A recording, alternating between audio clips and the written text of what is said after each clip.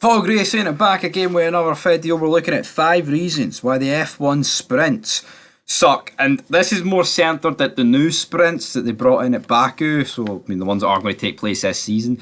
And yeah, not that the other ones were brilliant, but you know what, the reasons on this are more tailored to the new recent ones. So let's dive into it. And reason number 1 doesn't even set the grid. Now, of course, with the old one, it did set the grid. So in my opinion, that was pretty, important. But we saw at Baku, like, you're literally having a pointless race. Like, it's literally pointless. You're just racing like 15 laps, 12 laps, 18 laps, depending on the circuit, for like jobber points. Essentially jobber points. And to me, that sucks. I think what the fact that the other sprints was, it changed up the grid. Now, I'll admit that most of the sprints weren't exactly spectacular.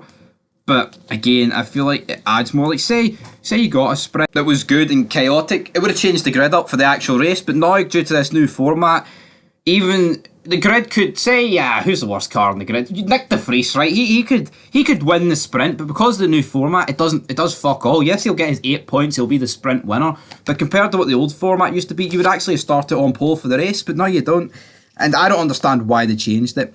Reason number 2, sprint sucks, right? It's a spoiler for the race. We saw in Baku the fact what made the sprint actually a bit more interesting in the race. It was like, oh, Leclerc starting on pole, will he be able to fend off the Red Bulls? And he actually did a decent bit.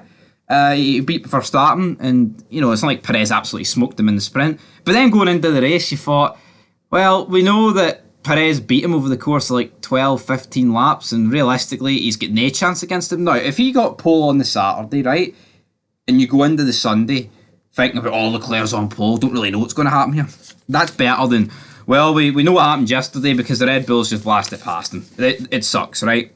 And reason number 3, the risk is practically non-existent now, because that goes back to reason number 1. If you're actually in a sprint and it matters where you finish to set the order for the big points on the Sunday, you're not gonna, the risks matter. Like, if someone spins, if Hamilton takes out Verstappen, like that season, it matters.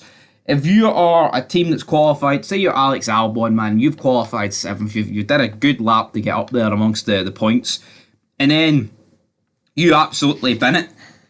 You're like, oh, holy moly, what a mistake by Albon. But not now, because guess what? It doesn't actually fucking matter. Oh my god, honestly. And that brings us to reason number 4. 2 qualifying sessions on a weekend.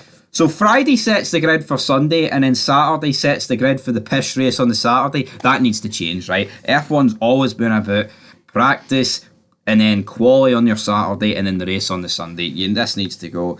And then also, reason number 5, race qualifying should not be on a Friday. It doesn't feel right. I'm actually all for less practice. I don't mind practice, to be honest, but I get why people don't want practice, because obviously more practice, more setup adjustments, and you never know. Like, say there was more practice at that Baku race, maybe Red Bull would have been able to tweak it, and they would have been able to beat Leclerc, which would have, been a bit worse, because we want to see more teams other than Red Bull dominate. I just feel that the race qualifying, it just shouldn't be on a Friday. It should never be on a Friday. I don't understand why the sprint quali wasn't on the Friday, and then you've got the sprint race on the Saturday. Like, even a case of, would not be better to have the sprint quali on the Friday afternoon and then the sprint race in the morning? And therefore, if you do crash in the race, you run a high risk of not being able to do qualifying for the race.